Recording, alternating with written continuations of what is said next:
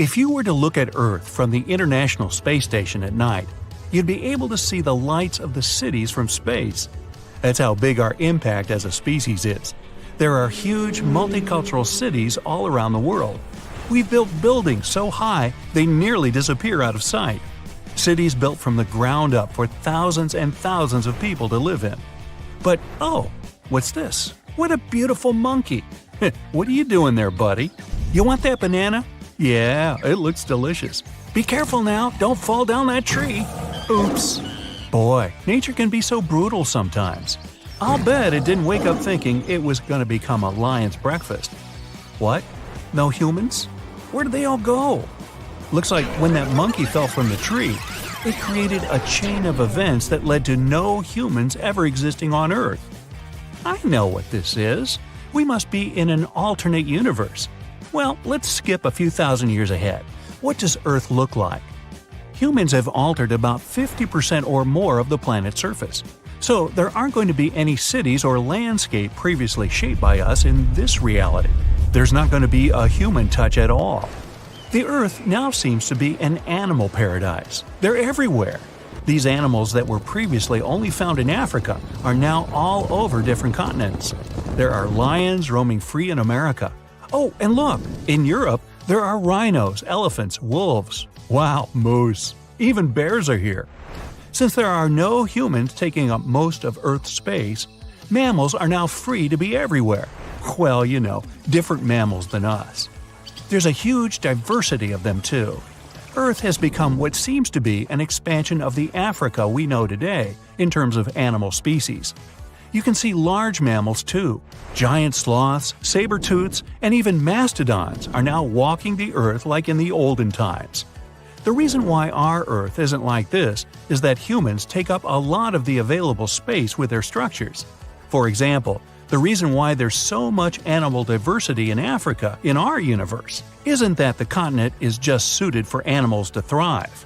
It's mostly because we haven't been too active in a big part of the continent.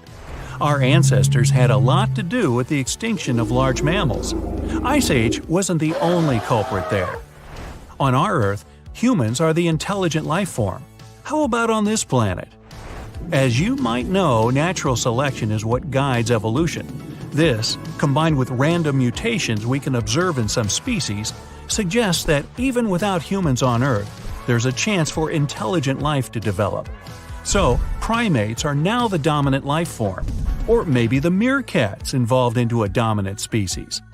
The climate on this Earth is also cooler than ours. That's because there are no greenhouse gases. According to NASA, the current Earth warming trend is likely the result of human activity since the 1950s. This means the increased levels of greenhouse gases in the atmosphere are the reason why our planet warms up. Greenhouse gases are called like this because, just like a greenhouse, they trap the heat. They let sunlight pass through the atmosphere, but the heat it brings doesn't leave our atmosphere because of them. They're a good thing because otherwise life on Earth wouldn't even be possible. But because now they're too abundant, it causes the planet to warm more than it should. Now let's go back to our alternate Earth. In the water, the Great Barrier Reef in Australia is still fully intact. And it's still the largest coral reef system there is, as well as the biggest living organism on the planet, just like ours. This new Earth is also full of trees, and lush ones at that.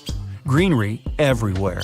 All sorts of trees exist and are home to all the different animals on the planet.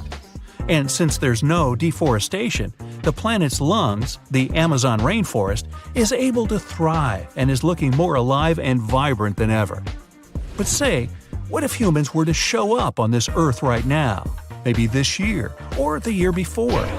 They certainly wouldn't be the dominant species immediately, and would probably struggle at the very beginning. The evolution and learning process would be a slow one until they find themselves at the top. They have to adapt to their new home. This would be like traveling to around 130,000 years ago in our reality, to a place where modern humans, or Homo sapiens, had just shown up. Humans back then weren't new. The only new thing about them was that they evolved into Homo sapiens.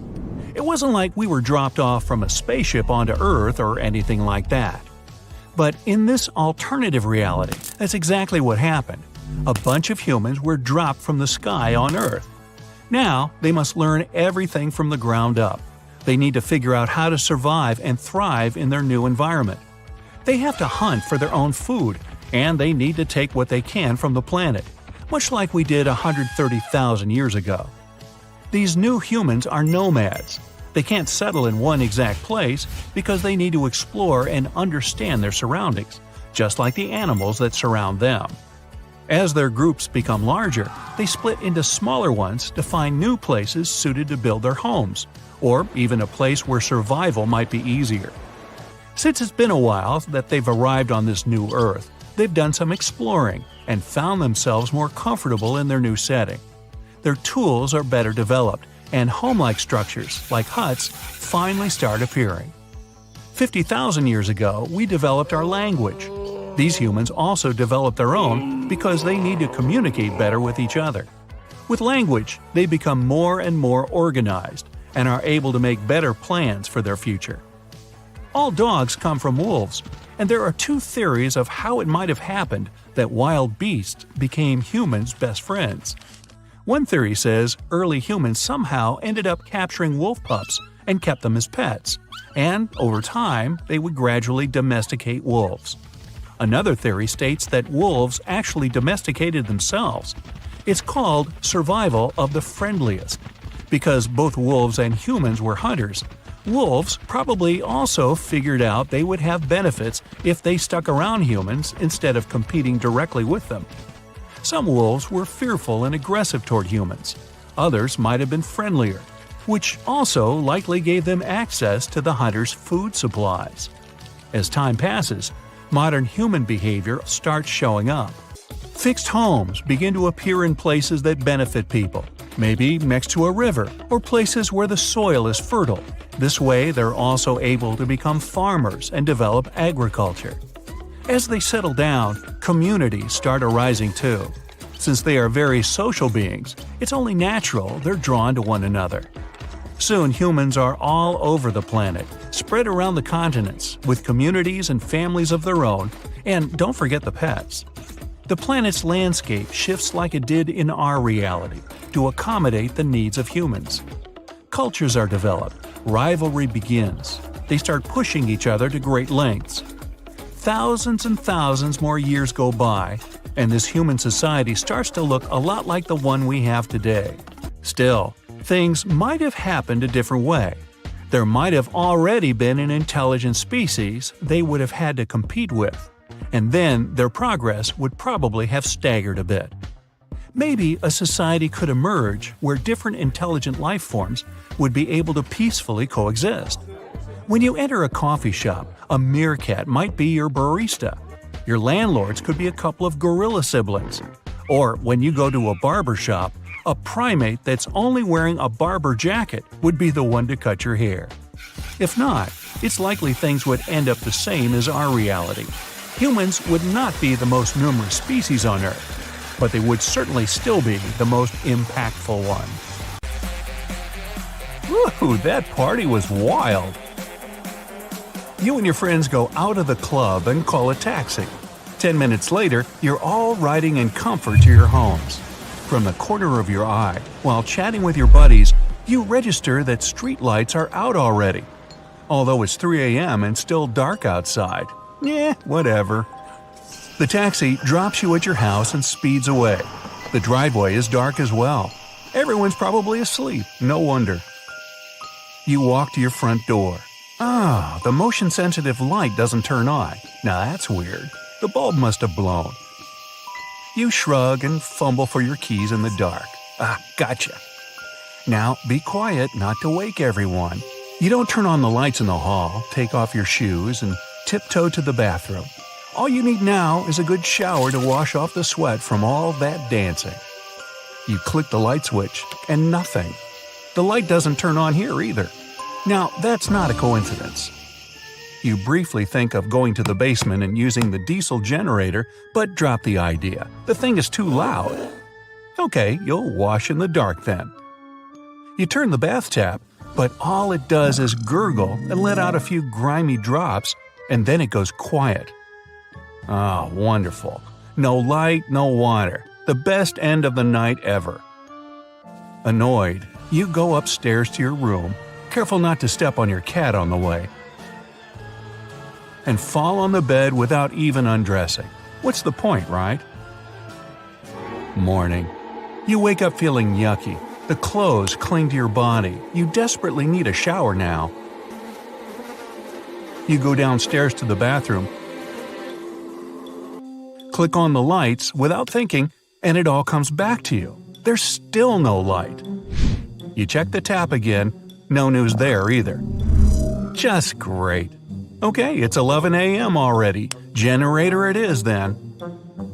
You go to the basement and pour some gas into the tank, then turn it on. It begins roaring loudly, but at least it works. That means you have electricity now. As you go back up, you see your mom's woken up. You explain what's going on and go outside to the nearby store to get some bottled water. On the way, you meet one of your neighbors. He's carrying a gallon bottle of water in each hand. You quickly find out everyone seems to have the same problem. No light, no water. As you turn the corner, even from afar, you can see a line before the store entrance. You have to wait for a full 20 minutes before your turn comes, and you take your own 2 gallons. The cashier informs you in a tired voice that card payments are not available due to power outage. Only cash, please. You roll your eyes and give him $5. Surely it's a temporary inconvenience, nothing more. You go back hauling the bottles. It's been a full month now without electricity and tap water. What started as a nuisance is now turning into a full-blown disaster. Most public venues are closed, as well as factories and even schools. TV isn't working either, obviously, so many people have gone unemployed. You had to drop your studies, helping your parents in the yard. They've been busy growing their own vegetables there. But what really worries you is that there still hasn't been any official announcement about what's happening. People are starting to gather in close communities to help each other. Many of those whose work was related to computers and machines are now learning to survive on their own without the modern conveniences. But even farmers have had it tough. They try to use machines sparingly, saving the fuel, and their work has become increasingly hard. Bottled water is becoming a luxury too. The prices have skyrocketed in the past few weeks, and if it doesn't get better soon, only select few will have access to clean water. At home, you only turn on the diesel generator when it's necessary, to cook food or do a quick cleanup once every few days. At other times, you don't use electricity at all. You're starting to get used to waking up at dawn to catch as much sunlight during the day as possible. When the sun sets, nothing can be done in the darkness, so you either go to sleep after a hard day's work or burn a candle and read a good old-fashioned book. Half a year has passed, nothing's changing, there's still no information about what caused the outage, and people who went on expeditions to other towns return with the same news from everywhere. The problem seems to be global. Getting used to your new lifestyle, you and your parents have reorganized your household. You've got a couple of cows and several chickens for milk and eggs. And your backyard is now a real garden with cucumbers, potatoes, tomatoes, and even apples growing under your supervision. Getting water for drinking and gardening is an ordeal, though. Bottled water has become too rare and extremely expensive. So now you have to go to the river 6 miles away. At first, you traveled there by car, taking as many bottles and canisters as could fit. But after a few months, you've completely run out of gas. So now and your dad walk all the way down there and back. At least you have a cart, so you can haul more than you would with your bare hands, but the journey still takes the best part of a day. The town has become a really friendly and supportive community. Neighbors help each other all the time. And it's become common to have barbecue parties with the whole neighborhood. Everyone's bringing their own food to contribute, and those who aren't coping with natural living yet take home some goods to fill their bellies for several days. Although you're living on the outskirts, almost in the country, it's still unusual how quiet it is without cars driving by. Still, another sound has replaced the engines: hooves clopping along the road. More and more people are riding horses again to get by.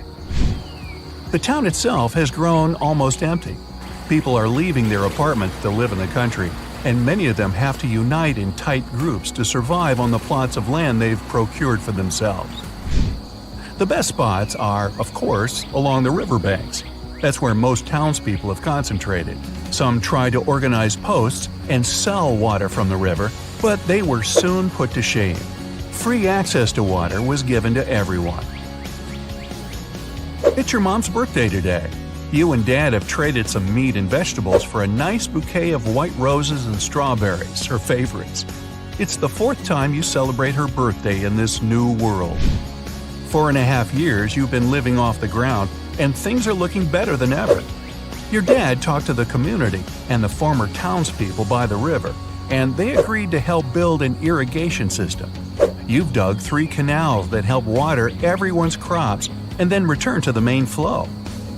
Now, you don't have to travel 12 miles every few days.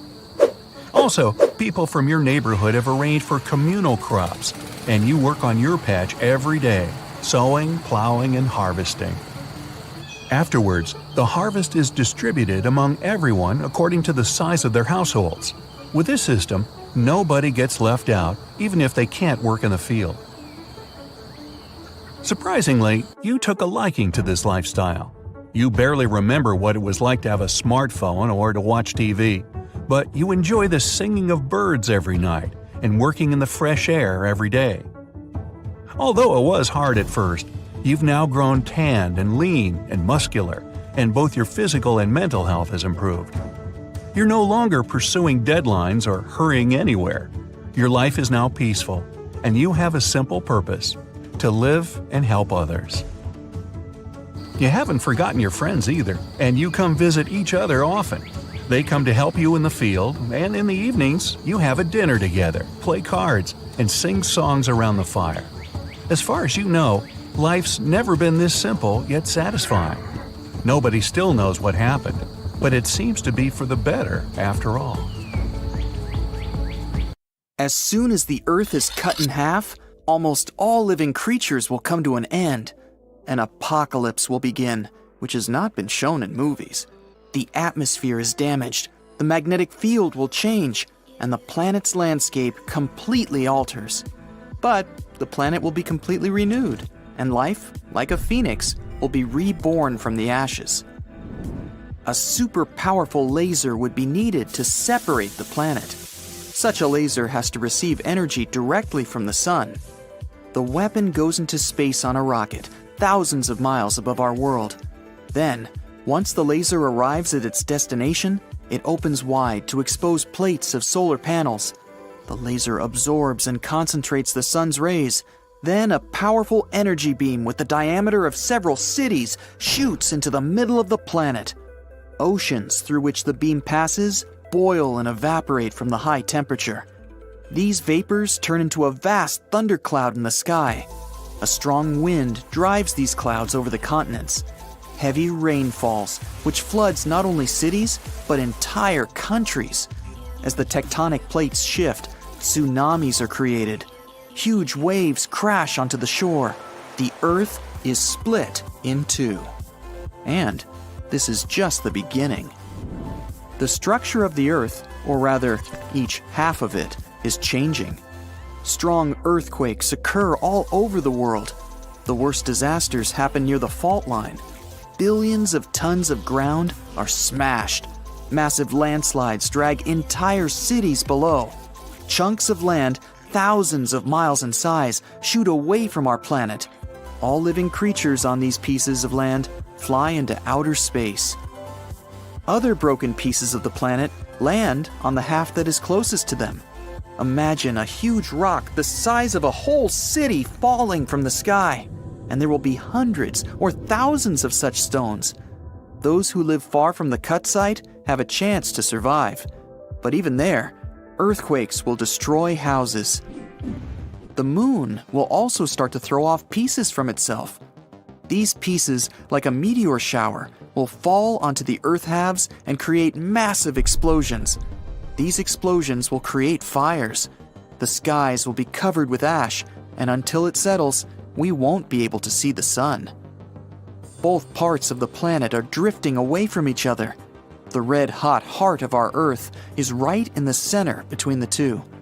This is the Earth's core, consisting of molten metals. Each half of the core exudes energy comparable to a star.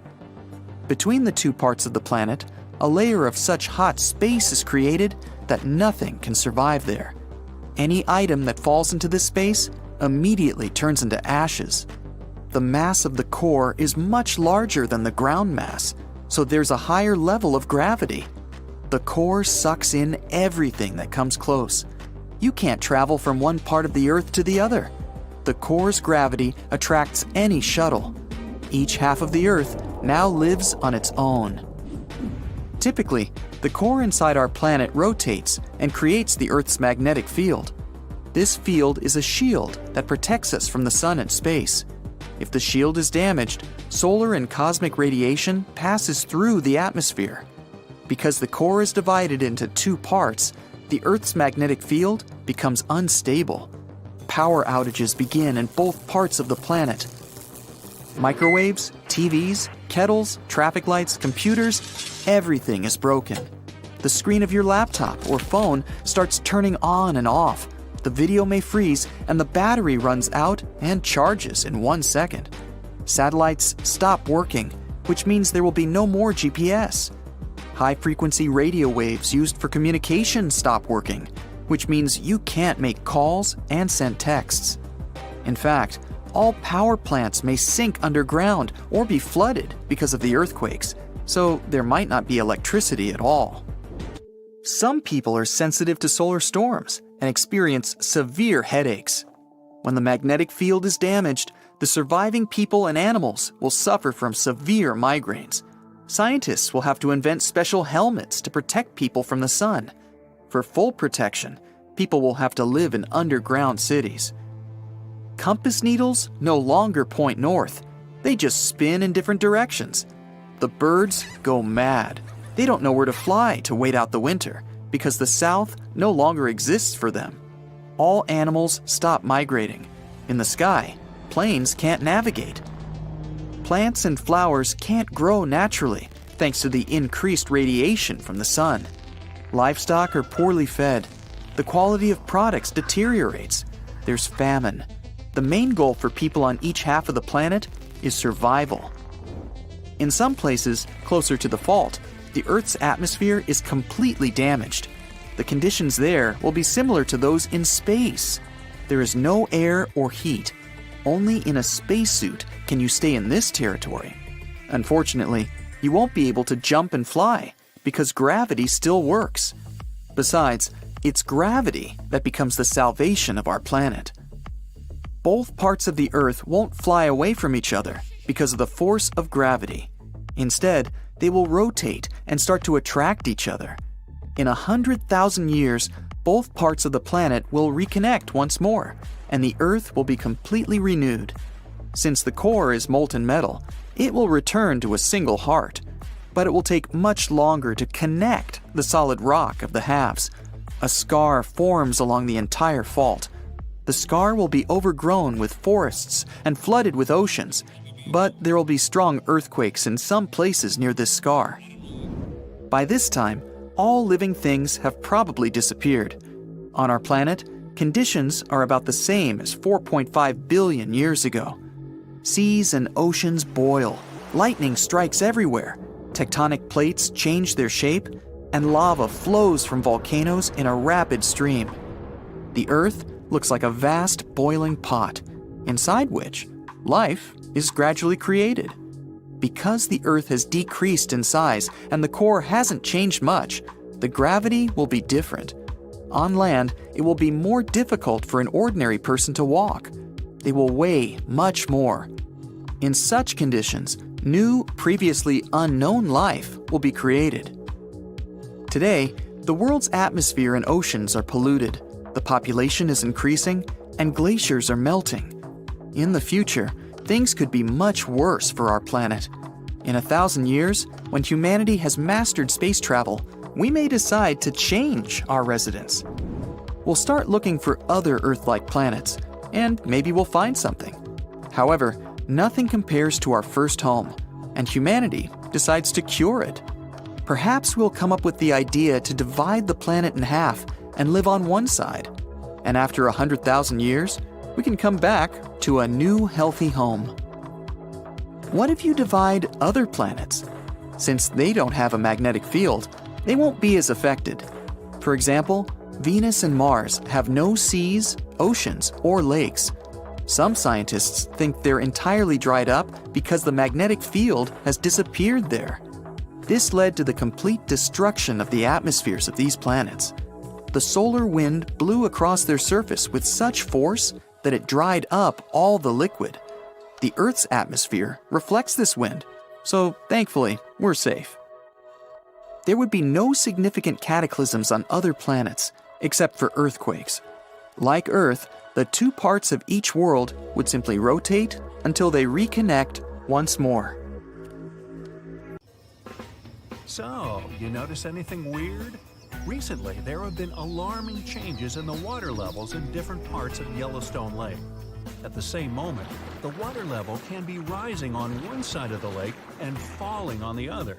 Ooh, it looks as if the lake basin gets lifted by some underground forces. Can it be a sign of a looming disaster?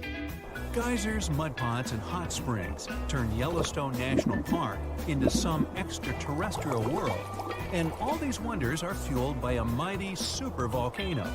Supervolcanoes produce super eruptions. When it happens, they launch more than 240 cubic miles of ash, molten rock, and hot gases up into the air. To make it easier to imagine, 4 super eruptions could fill the Grand Canyon to the brim. The Yellowstone giant was thought to be responsible for at least 3 enormous eruptions and countless smaller ones. In that region, the volcanic deposits are scattered over tens of thousands of miles. Scientists believe they had been created by many weak eruptions. But after doing more research, experts found out these deposits had been left by 2 previously unknown super eruptions. Those probably took place about 9 and 8.7 million years ago. This discovery means that the area around the Yellowstone volcano used to face a super eruption every 500,000 years. But over the last 3 million years, the hotspot has seen only 2 super eruptions. It makes scientists believe these catastrophic events are slowing down, or just maybe one is overdue. Anyway, if the Yellowstone supervolcano went off with as much power as it had 2.1 million years ago, it would spit out more than 588 cubic miles of boiling lava. That's more than 4,500 times the volume of Sydney Harbor. That's a lot of lava. Whether it's likely to happen or not is another question. There's no doubt that something is going on with the volcano. The water level changes in Yellowstone Lake mean the caldera is lifting under the surface. And the caldera is what's left over after a volcano erupts and then collapses. The Yellowstone caldera is not just going up, creating a dome-shaped uplift. It also moves up and down in a kind of breathing motion. It might be because the magma is seeping into the crust, or because this magma is heating up the Yellowstone hydrothermal system, making it expand and raise the crust. Yellowstone has the status of an active volcano. Its volcanic explosivity index is 8 out of 10. Such a high number means that if this volcano erupted, it would be an apocalyptic event. Right before the disaster, the ground around the national park would lift. Geothermal pools and geysers would heat up to boiling temperatures and get more acidic than usual. The magma would start to rise toward the surface. At some point, the rock roof of the magma chamber wouldn't be able to resist anymore, and the explosion would kick off. A massive column of lava and ash would shoot up to a height of over 16 miles. After that, the volcano would keep pumping ash for days on end. The mixture of lava, ash, and gas would be hotter than 1,800 degrees Fahrenheit. It would travel through the area at a speed of 300 miles per hour, faster than a racing car. The air near the center of the eruption would heat up to 570 degrees Fahrenheit. One of the most dangerous consequences would be ash fallout. Volcanic ash can turn into glassy cement within seconds after being inhaled and getting in the lungs. People and animals would have problems with breathing. Okay, so that's an understatement, just so you know. Buildings would start to collapse under the weight of this dense substance. It would take just several days until a 10-foot layer of ash covered the territory of about 50 miles around the center of the eruption. After the ash got into the stratosphere, the temperatures all over the world would start to drop. If the eruption was rich in sulfur, an effective sunblocker, it would get so cold there would be no summer in the entire world for the next several years. The monsoon seasons would change. Agriculture would face serious problems. There would be issues with food supplies. Over the past 50 years, the Yellowstone caldera has risen almost 2 feet. It shouldn't alarm you, though. Experts are sure it's a natural behavior for Yellowstone. Periods of dome-shaped uplift are followed by the caldera lowering. Scientists think the supervolcano doesn't present any danger at the moment. For an eruption to happen, the magma inside has to be at least 50% molten. With Yellowstone, this number is just 5 to 15%. The probability of the eruption is 1 in 730,000. Safe to say, it's a long shot. Even better, a recent study made the researchers believe the hotspot might be in a state of decline right now, even despite all the breathing and dome-raising activity. Still, there have been tons of discussions about what people could do to prevent the disastrous supereruption from happening. And the most popular and seemingly effective idea was to cool the Yellowstone supervolcano down. Unfortunately, there's a catch. The volcano leaks out only 70% of the heat which comes from its magma-filled chambers, but the rest of the heat stays inside. As soon as it reaches a particular threshold, the volcano erupts. If it was possible to extract at least 35% of the Yellowstone volcano's heat, the eruption could be avoided. The cooler the magma is, the thicker and stickier it gets. It stops being so fluid and doesn't try to get out to the surface anymore. After considering these facts, NASA scientists came up with a plan. They suggested drilling a 6 miles deep well and pumping down cold, pressurized water. The temperature of the water that would get back to the surface would be approximately 662 degrees Fahrenheit. This way, the heat would be gradually extracted from the volcano. And if a geothermal plant was built on the site, it would generate plenty of electric power. It would be very simple to produce, and its price would be very alluring, about 10 cents per kilowatt hour. At first glance, it was an amazing idea. But sometime later, it started to receive a lot of criticism. Imagine drilling through the Earth's crust, getting deeper and deeper, and then wham bam, you hit a hypothermal pocket. Uh-oh, get ready for a catastrophe. This can release gases that are likely to cause a series of super powerful explosions. In the worst-case scenario, it may even trigger a full-scale volcanic eruption. Now, you already know about its catastrophic outcomes, from fountains of lava and avalanches of molten rocks to climate changes all over the globe. Yeah, not good. Or let's say you're drilling a well to deliver cold water to the volcano, and then you suddenly hit its magma chamber. In this case, instead of cooling the giant down, you'll make the top of the magma chamber much more fragile than it used to be. And the whole construction will be at risk of collapsing at any moment. And don't forget that your drilling may also release toxic gases. They often accumulate at the top of the reservoir with magma. Can it get any worse? Well, yes it can. The whole process would stretch for more than 16,000 years. This method is too risky to cool the volcano down as fast as people would probably want. And scientists aren't even 100% sure that when the cooling system construction is finished, the volcano will stay cold for at least another 100 years. And last but not least, the project of making the Yellowstone supervolcano a bit cooler would cost a mind-boggling $3.5 billion. A huge price for something that might not work out altogether. Oh, by the way, Yellowstone isn't the only volcano that has a lava dome that's lifting at the moment. Lava domes are created when magma gets to the surface and then gathers around the vent. Scientists have found one of those inside an underwater volcano in Japan. This dome is more than 2,000 feet high and more than 6 miles wide. Even though the Japanese supervolcano seems to be sleeping, experts don't let their guard down. A volcanic system can go from being calm and docile to teetering on the edge of an eruption in the blink of an eye. Another massive dome is growing in the central Andes, on top of the planet's largest active magma store. The Altiplano Puna Plateau, well, there's a tongue twister, and where the dome was found, is the second highest plateau in the world, and the dome itself is more than half a mile tall. You might wonder how come experts have known nothing about this enormous uplift until recently. The answer is simple. It was hidden within the plateau. It's an arid region littered with volcanoes, and it stretches for thousands of miles. Yep, another case of hiding in plain sight. Oh boy, you find yourself in the mysterious ruins of an ancient city. You're the only member of the expedition who has managed to make it here. You're walking through a dark maze when you accidentally activate a trap. Whoa, that's a strange sound. Suddenly, a huge rock starts rolling towards you down the hallway. You run as fast as you can, jumping over debris.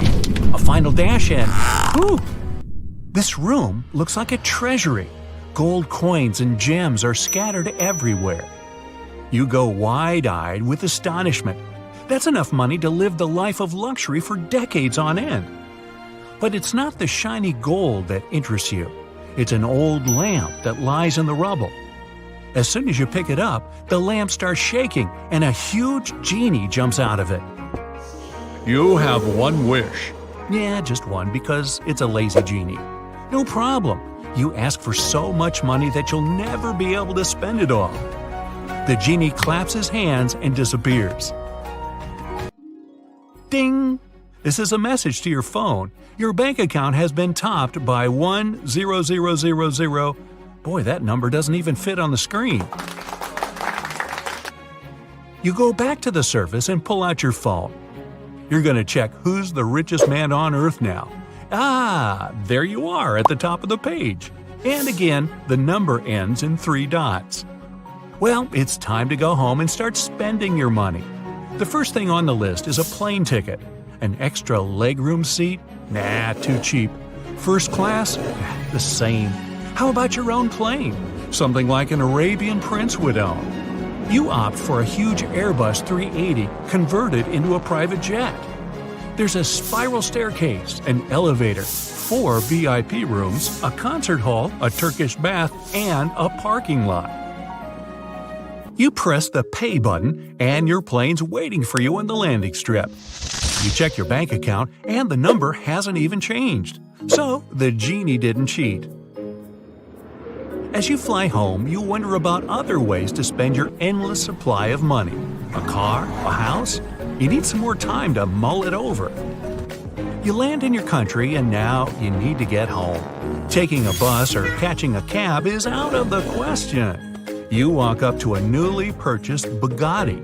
This car is one of a kind and cost $18.6 million. Your small apartment doesn't suit you anymore. You need something bigger. A skyscraper. So, the world's most expensive skyscraper has been the Abraj Al Bait in Saudi Arabia that cost $16 billion to build. But you invest $20 billion to break the record. The construction has started, but you still need somewhere to live. You buy a penthouse at 172 Madison Avenue in New York City for $100 million. You've already spent $17 billion, but it doesn't seem your bank account has changed. You feel bored. You decide to entertain yourself by buying the costliest things in the world. A watch with a bunch of the world's rarest diamonds? $55 million. Got it. One more car, this time an old-school Ferrari worth $70 million. It's yours. A baseball card that costs more than $3 million. Hey, why not? A $450 million painting created by Leonardo DiCaprio. Oops, I mean Leonardo da Vinci. It goes into the basket too. Wow, this shopping is so exhausting. Time to relax. Which means a private island. $610 million is the price of a huge island in Hawaii. It's the size of a large city, and now it's all yours. You aren't going to board your old plane to get to the island. You're buying a new one. It's a Boeing 747, the model presidents use when they need to fly somewhere. $660 million, and now it's all yours. Sitting on a luxury plane with a large team of flight attendants at your service, you feel like the world's #1 person.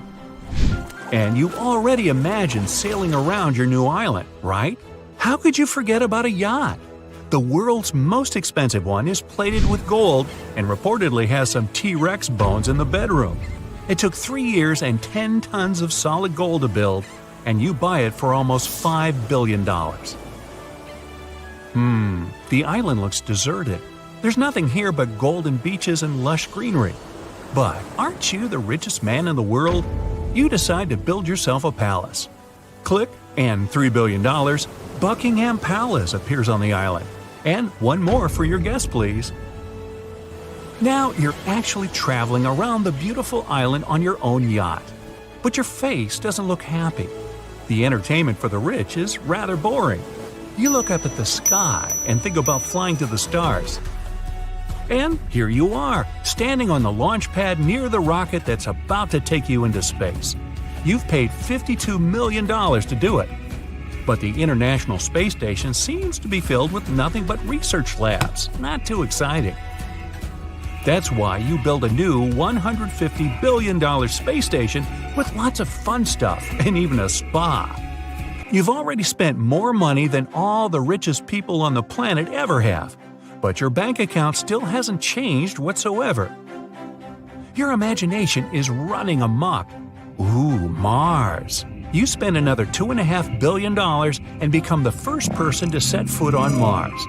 Well, red sands, steep mountains, craters? But there's nothing to do, even for you, the man with an unlimited amount of money. So you slam your rocket's door closed and go home. All your skyscrapers are already built. New York City, with your house in the middle, looks very different now. You're lying in a giant bedroom with marble floors, ancient Chinese vases, and a fountain. Your money can buy anything, but you're lonely. So you have another skyscraper built next to yours. This one is for your friends. And one more for your family.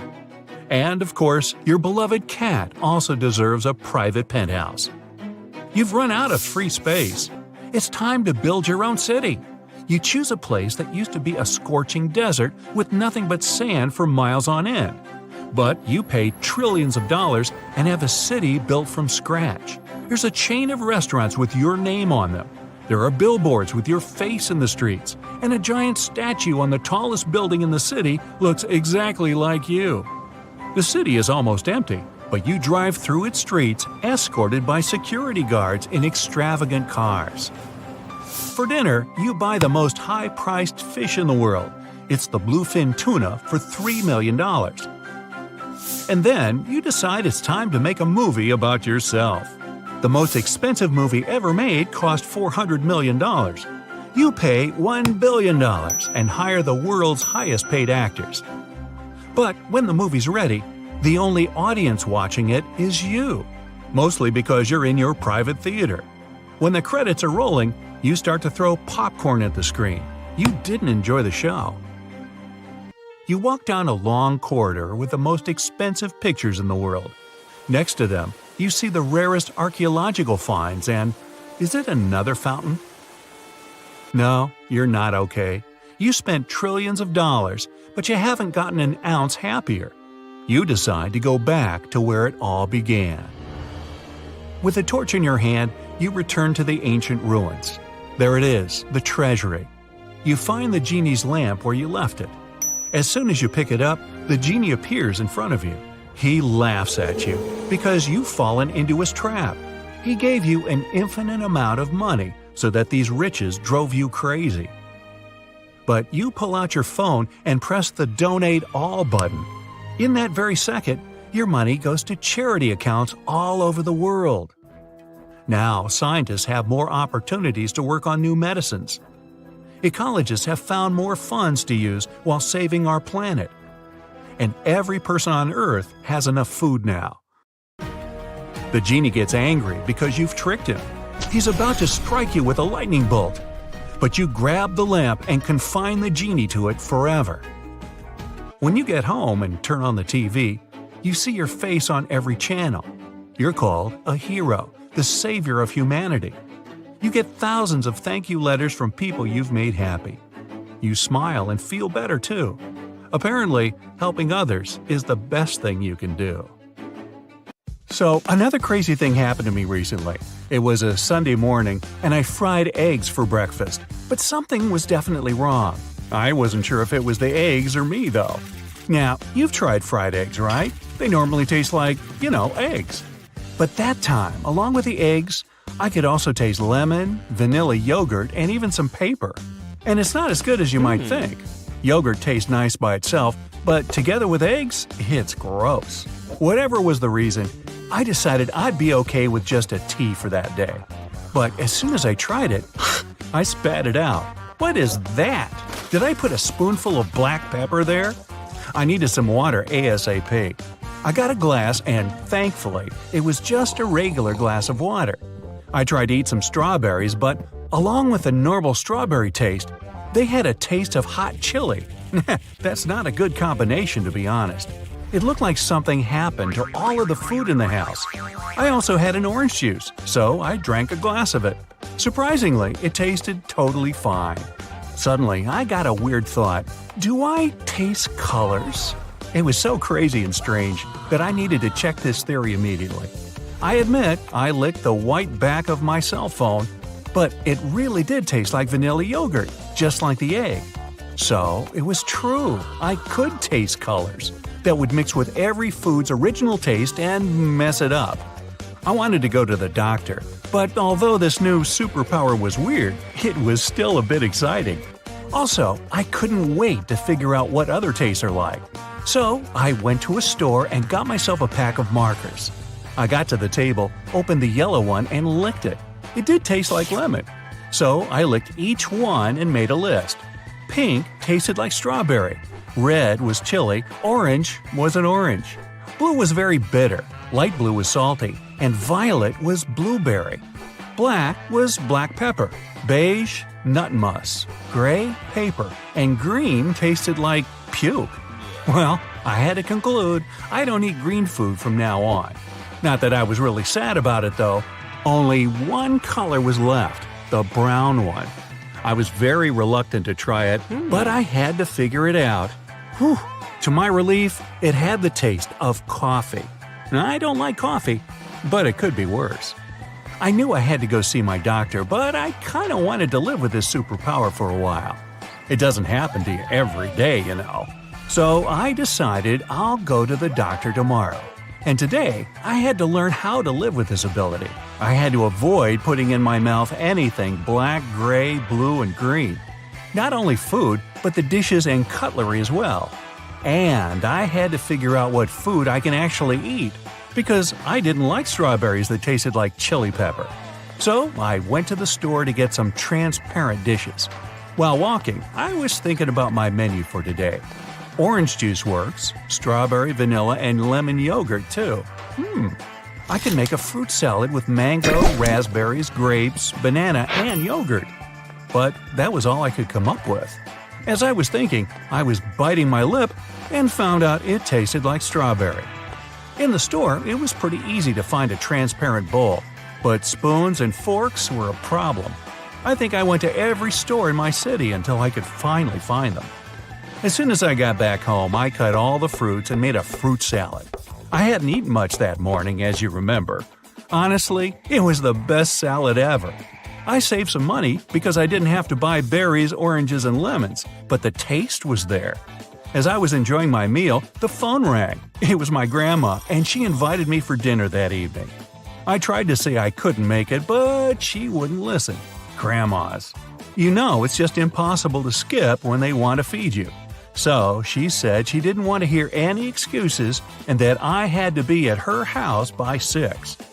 This meant I couldn't wait until tomorrow. I had to go to the doctor right then and get rid of this superpower before my grandma made me eat puke and drink tea with black pepper. I checked the time. I had only 20 minutes before my doctor left, and the clinic was several blocks away.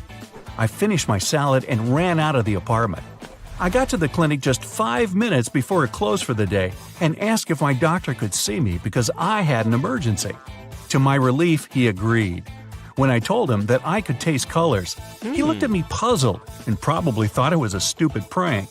Then I told him the whole story about the fried egg for breakfast and how I bought and tasted all the markers, that violet was blueberry and green was not an apple as he might have thought, that I spent hours trying to find a transparent spoon and fork. To be honest, in my head it sounded better and was making much more sense. The doctor was silent and kinda suspicious. He measured my temperature, my blood pressure, and looked at my mouth. "So, you've been eating markers," he smiled. Oops, I guess my tongue was the color of a rainbow. Well, that really doesn't sound normal for a grown-up. The doctor obviously didn't believe me, so he just let me go, recommending a good night's sleep. So, I guess I was stuck with it, and I had to go to Grandma's. Unfortunately, there was no way she'd feed me strawberry yogurt for dinner. I got home to get my new cutlery, so at least I didn't have to taste paper when eating with my grandma's gray metal fork. I had another couple of hours, so I did some Googling, but still couldn't find any solution or even research on my condition. I thought that maybe I could wash it off, so I drank a gallon of water. But it didn't help, so I went to Grandma's place feeling doomed. Plus, I really needed to go. She was happy to see me and announced that she had my favorite broccoli pancakes for me. Yeah, maybe yesterday they had been my favorite, but definitely not anymore. I tried to say I'm not hungry and I could just drink some orange juice, but of course, she wouldn't listen. She gave me a plate with 5 pancakes and a cup of black tea. Suddenly, I got an idea of how I could get rid of at least the pepper taste. If I put a piece of lemon in the tea, I'll get brown. Therefore, I'll have a coffee tea instead of a pepper tea. I was lucky. My grandma did have the lemon, so the tea problem was solved. But the worst part was the pancakes, and my grandma was looking at me all excited and pleased. I had to eat. I was trying hard to control my facial expression and look very happy, as if I was eating the best food on the planet, even though it was the most terrible meal in my life. And yes, I was drinking a lot of my coffee tea. Well, 3 cups. But when I finished and thanked my grandma, she was so happy that I understood eating puke was worth it. Turned out my grandma actually had a vanilla yogurt, so I ate all she had to get rid of the taste I still had in my mouth after the pancakes. On my way home, biting my strawberry lip, I was thinking, I had to come up with a plan on how to get rid of this ability. But I couldn't think of anything. So, as soon as I got home, I just went to sleep, even though it was only 9 p.m. I slept for 11 hours, and the next morning, I made myself a fruit salad with yogurt. Again. I guess from then on, it was my dish for the rest of my life. I was eating it with my transparent fork and watching a TV show, when I suddenly realized I couldn't taste any lemon there, and no orange as well. I bit my lip and it didn't have a taste anymore. With my hand shaking, I opened the fridge to get my strawberries. I ate one and it tasted like a regular normal strawberry. No chili pepper. Everything was back to normal like it never happened. But I swear it did. Really? Oh man, 5 minutes to go. The most important moment in your career is coming. You're sweating buckets in that tux, but it's too late to change now. You're at an international technology conference along with the world's most famous scientists, engineers, programmers, economists, and a whole bunch of other important people. Artificial intelligence developers have made a discovery that could change the world forever. And in 4 minutes, there will be a public demonstration of this world-changing revelation. You're here as a translator. You need to translate all this sciencey stuff into several languages. You've loved learning languages your whole life. First, it was foreign films and TV series with subtitles, books, comics. Then you started to study more seriously. Your parents took you all over the world to absorb different world cultures. And when you found out there are about 7,000 languages on our planet, you decided to spend your life learning them. Well, some of them. Prestigious universities, postgrads, living in different countries, studying the history of ancient languages. All this made you the best translator and language expert in the world. And now you're a little nervous as you have to translate the conference into 7 different languages. The event begins. Scientists start to talk about the evolution of AI. No, it's not going to take over the planet. On the contrary, it's going to make people's lives easier. You have a bad feeling about this for some reason. The main developer leaks the big news. A new language has been created for the whole world to use. The language is simple to learn. The AI translation algorithm makes it easy to remember words, grammar. Basically, there will be no more communication problems anymore. To make learning it even easier, scientists have created an app that can translate any kind of speech into the new language. Context, meaning, sarcasm, irony, it can now all be translated into UCL, Universal Common Language. The world's population will be united like never before. That's when you realize that the biggest moment of your career is also the beginning of its destruction. Who's going to need a translator if everybody speaks the same language? Oh, goody. Over the next 20 years, the planet moves to speaking the common language. Every gadget has the UCL app. The language is taught in schools and institutes. Big companies and corporations introduce mandatory language courses for their employees. AI translates thousands of books a day into UCL. In movies and TV, only actors who speak UCL get the big awards. People who just couldn't learn a foreign language before have no problem with UCL. The learning process is easy and fun. Plus, it's a requirement for literally everything.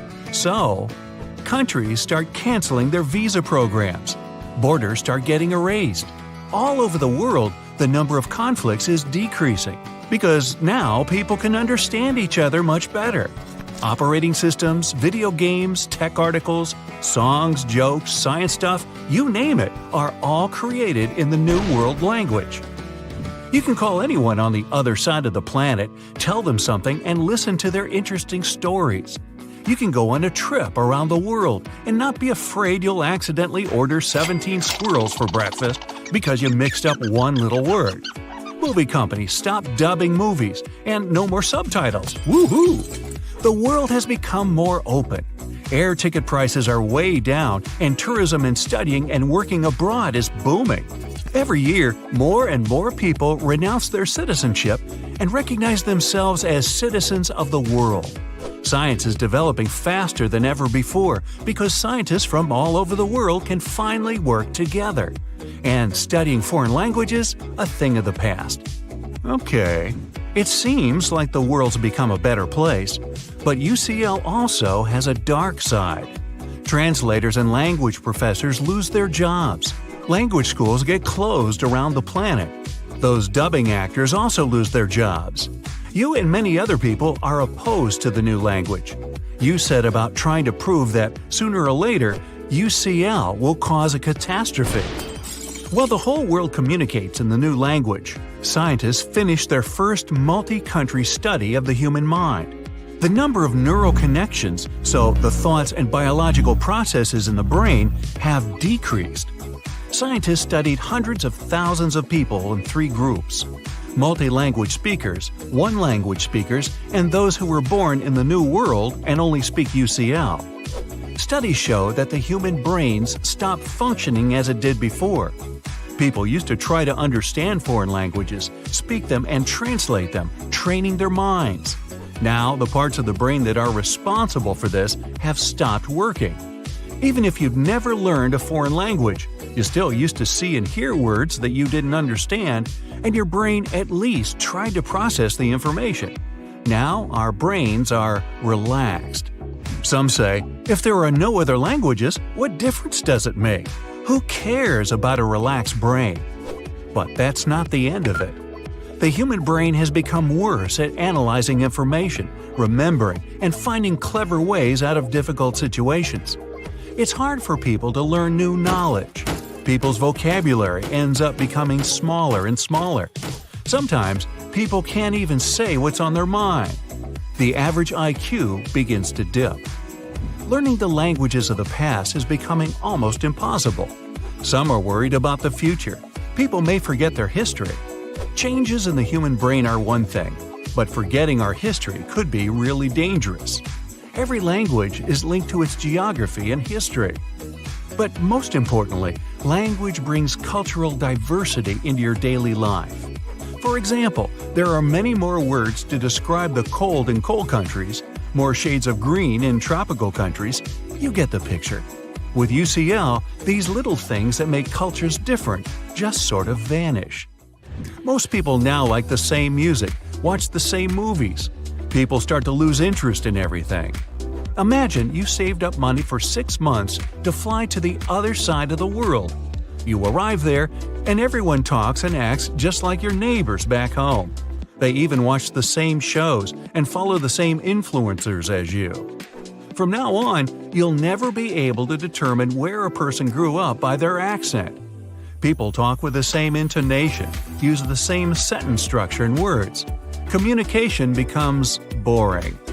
To better express your emotions, you use gestures and body language. Two people arguing starts to look a lot like two crazy people, quivering, twitching, waving. But the worst thing is that people start to lose their sense of humor. Because there's less vocabulary, there's less thought. It's getting hard to think, let alone talk. Dreams get super boring, and poetry and song lyrics all start to sound the same. Yeah, life's become much easier, but so what? We can easily understand each other. But at the same time, we've forgotten how exciting it can be to learn something new. AI keeps trying to simplify UCL, and every year it gets easier and easier. Scientists have found that, at this rate, people will communicate using only sounds in a few decades. Nobody will be able to clearly express their thoughts or explain their actions. The global understanding everyone has is soon going to change to epic misunderstanding. People will simply forget how to communicate their thoughts. You've had a rough time since you lost your job as a translator. You've spent nearly every waking moment trying to prove that languages are necessary. Fortunately, you and other translators and professors make it happen. People will never stop using UCL, but interest in learning old languages reappears. Learning an old language becomes the hot new thing. There are more language schools than ever before. There are only a few people left on the planet who still remember multiple old languages. You and other translators get rich. Learning languages is now the most popular hobby, which perfectly develops your mental abilities. If it used to be cool to have an expensive car, a stacked bank account, and a beautiful house, now the ability to speak 2 languages is considered a sign of success.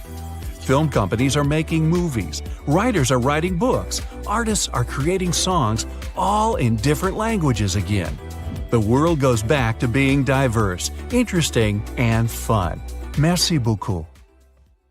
Okay, what if pressing only one key could change your life forever and make it much easier? Well, if we were in Minecraft, everything would be possible. Too hard to live? Too many tasks, deadline, school classes are tedious, and you just can't go on like this? Change your life mode to somewhat less challenging. Just press escape.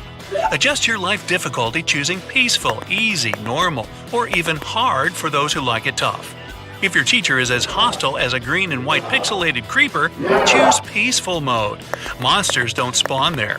Or just get yourself a cat. Creepers are terrified when they see them. Even if your pet looks a bit boxish. One more cool piece of news, if your life is in peaceful mode now, you don't even need to eat, which could save you a ton of money. As for appearances, no more worries about pimples. Now that you're pixelated, nobody's ever going to notice them. You look the same every day. Your haircut, even if you hate it and can't wait for your hair to grow, never changes unless you change the skins. You can't grow or lose some pounds. Your body proportions are much different too. In our world, the head-to-body ratio is about 1:7, and in Minecraft, it's more as if everyone had a baby body with a huge head and smaller torso. You wouldn't have fingers, so if you had Minecraft body in real life, you wouldn't be good at fine motor skills. I guess no Minecraft surgery, huh? No matter what kind of biome you live in, you don't need some super cold-resistant clothes or nice shoes. Life without changes means that you don't age the way we normally do. No more birthdays anymore. The cake you find in the game is not for candles or making wishes. It can only help you if you're starving. A day-night cycle is somewhat different now, with 100 Minecraft days equaling 33 standard hours, so life expectancy should change too. The average lifespan in the USA is 78 years, or about 683,000 hours. So the average lifespan, according to Minecraft, would jump up to 5,700 years. Hey, and you can also respawn. Ready to live forever? Food isn't that different from what we have in real life, even in terms of calories. A whole cake will replenish your energy so much more than a plain beetroot. Carbs. There would be some exceptions too. A golden apple gives extra health in Minecraft. So sad golden delicious from Walmart are only delicious in real life. You can starve in Minecraft in 2 game days, though it takes a bit longer in real life. Yeah, going with no food is a real challenge, but a human actually can do that. Water, on the other hand, is pretty essential in our world, but doesn't do much to Minecraft people when they drink it. Today's agriculture uses some fertilizers to speed up plant growing. But if we had that bone meal Minecraft people feed their plants with, we'd have an abundance of any fruit or vegetables. Life would be quite boring though. You wake up today and you mine. You wake up the next day, you craft. The retail industry could never compete with skillful people, who actually don't need it, being able to create various objects from scratch. Anyway, you don't need that much. You can do almost anything with a mere pickaxe, upgrading it to a diamond one. All those hardware stores full of handy items would go bust in a real world with a pickaxe replacing everything else. You'd also have to be a bit more hard-working though. If you want to have a nap, there's no way you could do that in the Minecraft world. Here, you only sleep at night or if there's bad weather outside. Sleep is essential not to be caught by monsters that appear as soon as the night falls. And you gotta be sure there are no monsters nearby before you go to bed anyway. You can only sleep in your bed though. Even if you want to spread on a nice meadow in the shadow, you won't just fall asleep. Same with school classes. No matter how boring they are, it's just impossible to doze off. If you're used to watching pop science TV shows, well, that's something that would probably be almost unchanged. Discovery Channel would show not only various biomes and square animals, but other worlds too, like the Nether and the Overworld. Anyway, you wouldn't spend that much time indoors.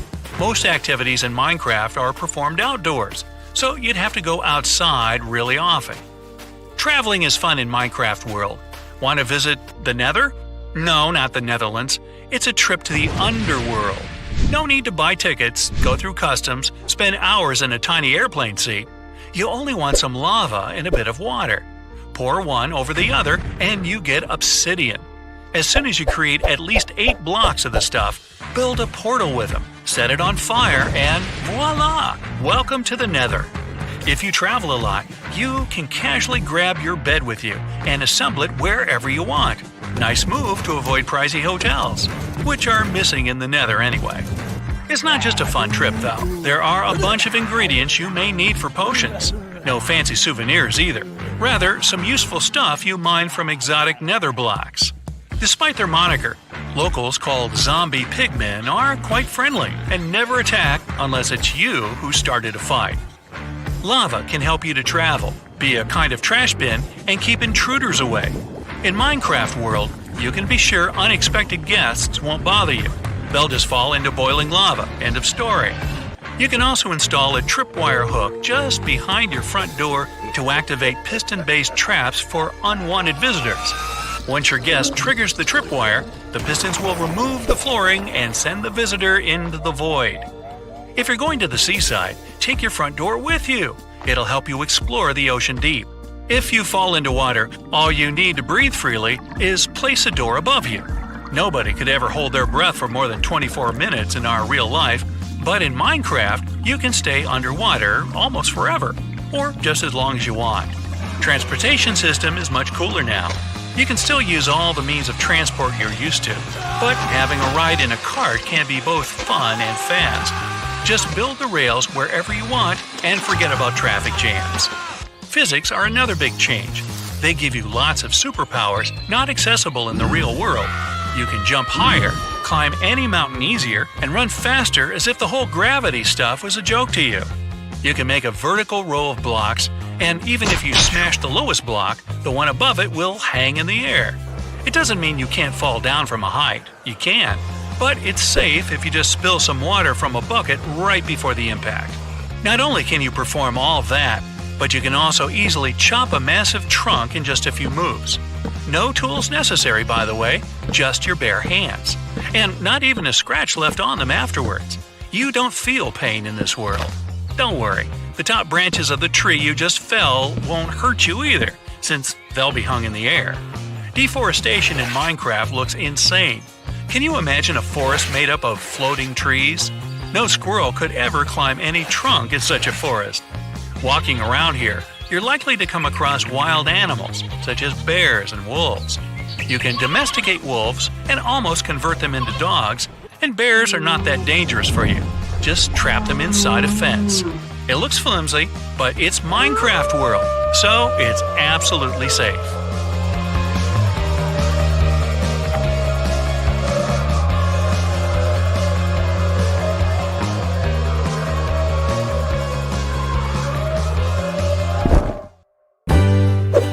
Well, hello there, my dear. Who's ever listening to this? My name is Energizer. No, Aggravator. No, wait, dagnabbit. I'll get myself together and remember my name correctly. Oh, Ebenezer. Yeah, that's how my ma and pa called me. I ain't nothing special, but it's only yet. I just been born a year after all. My ma's a beautiful lady. She's in her mid-40s now, just the age to have seniors like me. My pa is a big and kindly fella, listening to my blabbering with a smile on his bearded face. I saw their pictures of yore before my time, and pa was a boldy back then. But now his hair is so thick, ma's hands get lost in it. They keep telling me I'll be a good lad when I grow young. I love 'em so much. Well, I'm tired now. Need some beauty sleep here. Ever gazer out. Hey there. It's been a while since I recorded something here. I'm 10 now, and it's an awful good time to be alive, you know. I go to school and have lots of friends there. It's a lot of fun to study, and during breaks we play bridge. I love math and literature. You have to make your gears turn to understand those numbers and analyze books. I read a lot too, so I'm the best in my class. Can't stand PE though. My joints aren't saying no thank you exactly for making them run and pump iron. Billy's good at that. He says he's going to be an athlete when he's young. Looking at his physique, I kind of believe him. Okay, the break's over. Time to get back to my studies. Ebenezer out. I'm 20 now, and life's becoming a virtue. I just graduated from college. Been here for close to 5 years, a big deal. I'm officially a master of science now and thinking of becoming a doctor, but I'm not sure my ma and pa will be alright without me. They're already growing too young now, and I'm afraid they'll get in trouble if I'm not there. Once pa went to a party and didn't come back for 3 days. Got ma worried sick. She gave him a huge slap when he finally turned up. They made up real soon, though. Youth is passionate, you know. I used to hate PE at school, but I love it now. Every chance I get, I go running in the nearby park and even ask my parents to get me a gym membership for my birthday. It's so good to feel those old bones creak less and less with each passing day. Oh, incidentally, gotta go for another run now. See you in 10 years, I guess. Ebenezer out. Hey, you know what a pain it is to care for two 70-somethings? All they want to do is throw loud parties at home, have sleepovers every weekend, and fight with each other over some petty stuff. Every time I leave for work, I'm terrified of what I'll see when I get back in the evening. Once I came home and couldn't even open the front door because one of their friends decided to take a nap right on the porch. And whenever I try to bring this topic up with mom or dad, they chide me for being insensitive. Insensitive. They say they brought me up as a good man, but they deserve to have the time of their lives after so many years of hard work. Okay, I surrender. The only person who understands me is Felicity. I'm a civil engineer, and we met at a construction site. She's a bit younger than me, but that's fine. She also has to put up with her parents who are moody all the time. She thinks they've joined some sort of goth subculture or something. And they keep telling her that she's wrong for taking up such a mundane job as a construction supervisor. When we started dating, we decided we'd give our parents some space. So we often leave for long vacations together while they demolish our houses. Oh, there she comes. Well, time for me to go then. Ebenezer out. Hey, remember me? These past 10 years have been grand. Felicity and I got married, and now we take care of our parents together, and it's awesome. They're all in their 80s now and having fun at kindergarten while we're at work, and we take them for barbecues, bubble parties, and theme parks afterwards. They get their retirement benefits all right and leave them for us to take care of. They say we're the best kids they could wish for, and I've never been so proud in my life after hearing this. It's actually Mom's birthday today, and she and Dad invited all their friends from the kindergarten and from her previous job. My personal favorite's Jenny. She's a little mischief, all right. She spooked both me and Felicity, hiding under the table when we were cooking dinner and then jumping out at us from there. And Felicity adores Donnie. That old boy seems really serious at first glance, but that little grin of his speaks volumes about him. And I've got the best news ever for dessert. Last year, we got our very own senior. Can you believe that? We named her Cecilia after her grandma. Hey Cece, say hi to this thing here.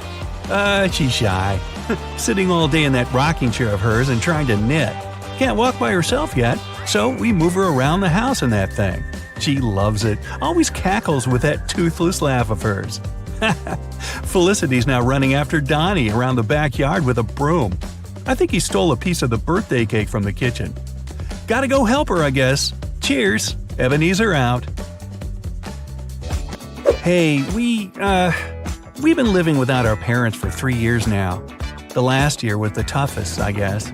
I never thought babies needed so many diapers. It was hard to prevent them from falling wherever they crawled, too. But Cece helped us a lot, by the way. She was only 7 and just started going to school, but she loved cooing over them and rocking their cradles. We showed Cece their pictures when they were seniors, just like her. She didn't recognize them, of course. They were so old and gray. Meanwhile, Felicity and I are on our way to retirement, and we're so looking forward to it. I'm 51, and she's 54, which means we're entering our prime now. We decided to let Cece live on her own when she's young enough, and have been looking at various holiday homes in the country. I'm rooting for the one in the mountains. We've been doing a lot of mountain climbing lately, and I feel Felicity is with me in that. Well, I'll keep you updated in a decade. Ebenezer out. Hey, it's Ben again. Yeah, I discarded that awfully boring name, so I go with Ben now. What can I say? Being over 60 is no piece of cake. Oh, Lizzie is always pounding about something, and I think she's jealous of me for hanging out with Lana. But she also keeps saying Dan this, Dan that, as if Dan is everything she can think of. We had lots of fights about that, and once I even spent most of my retirement benefits on a rented apartment and stayed there for 2 weeks. When I got back, we promised each other never to speak with Lana or Dan ever again. Cece seemed frustrated with us way too often. Come on, give me a break. Can't a married couple get some life after retirement?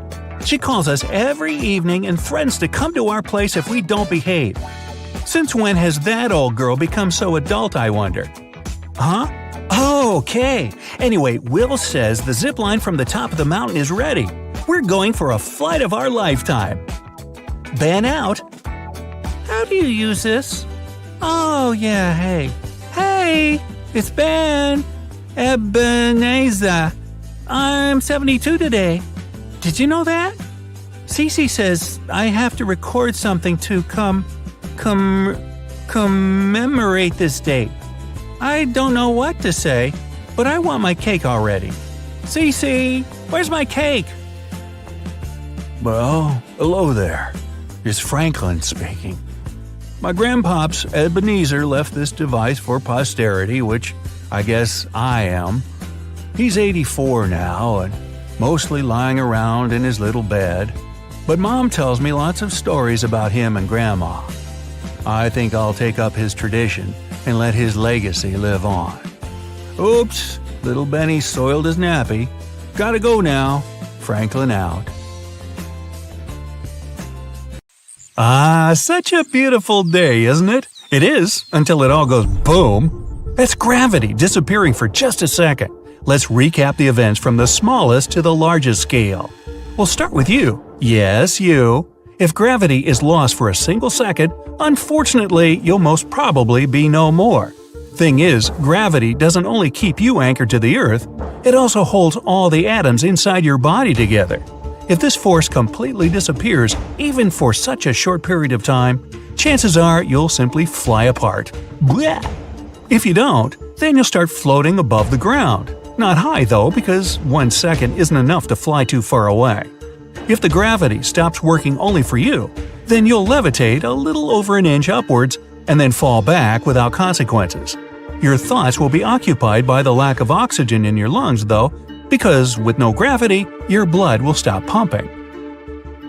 Now, if it affects the surrounding objects as well, you'll be lucky to be away from home because everything around you will float too.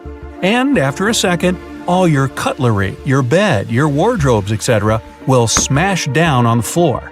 Luckily, buildings and trees will probably stay put because they're strongly rooted in the ground by their own means. Still, the picture won't be pretty, and it'll be up to you to clean that mess. Ah, shucks. By the way, you surely know our planet is spinning and hurtling through space at mind-blowing speeds. So there's a chance that if gravity does turn off for a second, everything on the Earth's surface will succumb to inertia and fly horizontally at several hundred miles per hour. That will be an even bigger mess, but only if everything retains its mass. If it doesn't, then it should be no problem. Maybe. Yet, the real trouble starts if the gravity disappears for the entire planet. The force of gravity is equal to the pressure from inside the Earth, and if the outside pressure is gone, nothing will stop the molten innards of our planet from bursting onto the surface. An immense earthquake will begin all over the Earth as the tectonic plates move upwards. Also, all the world's volcanoes will probably erupt too, since the lava will be pumped up with the pressure.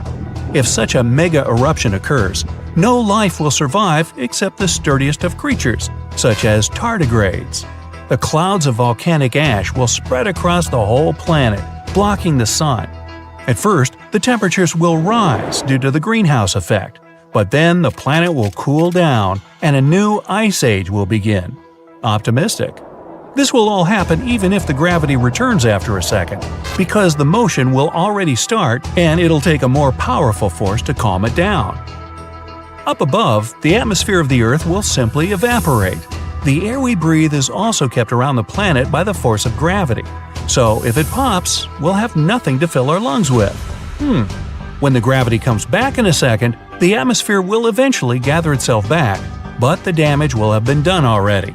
It will take a lot of time for the air to return to its original composition. Meanwhile, in space, things are even worse. As far as we know, everything in the universe is held together by gravity, including other planets, stars, galaxies, and even galactic clusters. On a cosmic scale, our planet is but a fleck of dust, having a really tiny mass. The Sun is incredibly huge by comparison. It's 109 times bigger in diameter and over 300,000 times more massive, which is why its gravity is able to keep so many planets in its orbit. And now that enormous force is just poof. Even though it's only a second, the immense pressure of gas from inside our star makes it explode, sending a heat wave far greater than anything we've ever experienced in history. Now, the Sun will most likely survive because a second is too short a period of time for the star to inflate too much. But the same can't be said about Mercury, Venus, Earth, and probably Mars too. Mercury, being the closest, will probably be simply incinerated. The temperature on Venus is already extremely high, but it will spike even more, scorching its surface. Good thing it's not inhabited. And bad thing that Earth is. The heat wave from the sun will probably obliterate our atmosphere first and then do the same with the surface. So, from the looks of it, nothing will be able to survive again. Oh well. But that's not even close to the end. Our Sun is one of the smallest stars in the universe, the biggest known one being about 1,500 times larger and more massive. If such a giant loses its gravity for a second, everything around it for millions upon millions of miles will simply disintegrate, including other smaller stars. But the objects with the most mass and, as a result, the most gravity are neutron stars and black holes. Both of them are extremely small for their mass, like me. But the pressure inside them is so immense that the loss of gravity for even a fraction of a second might mean a tremendous space explosion. And with a whole second, it's basically warranted. Nobody knows for sure, though, how black holes operate, so there's a chance that something else will happen with them, or nothing at all. Finally, on the largest scale, if gravity decides to take a second-long break, surprisingly, nothing much will happen. Planets will mostly retain their orbits, although they might change a little bit, and if we talk about galaxies or galactic clusters, those won't even notice anything. The biggest changes will be local because, as I said earlier, stars will explode, and the larger the blast, the more it will affect the neighboring celestial bodies.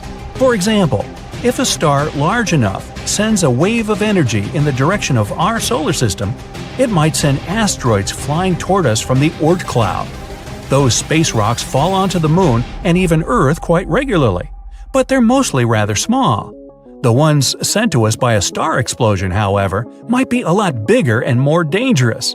We will be protected by other planets, but still, the chances of collision will be a lot higher than normal. But who cares really? We'll be toast by then. Obviously, this is all just speculation. Nobody knows for sure what'll happen if gravity suddenly decides to stop working even for a second. What we know, though, is that it can't happen without numerous laws of physics being broken all at once. Scientists are pretty certain such a turning off is impossible altogether. For this to happen, everything in the universe will have to lose its mass first. Mass is the main reason things have gravity, so the heavier the object, the more gravity it has. Even you have it. It's just so small that you can't feel it.